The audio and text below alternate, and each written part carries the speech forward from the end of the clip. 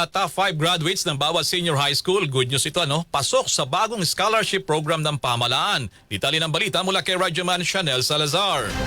RMN Live Report! Inilunsad ni Pangulong Ferdinand Marcos Jr. ang bagong Pilipinas Merit-Based Scholarship Program para sa mas malawak na access sa dekalidad na edukasyon para sa mga natatanging mag-aaral. Sa ilalim ng programa, ang top 5 graduates ng bawat senior high school mula sa pampubliko at pribadong paaralan ay magkakaroon ng pagkakataong makapag-aral sa mga high-performing higher education institutions at technical vocational institutions sa bansa.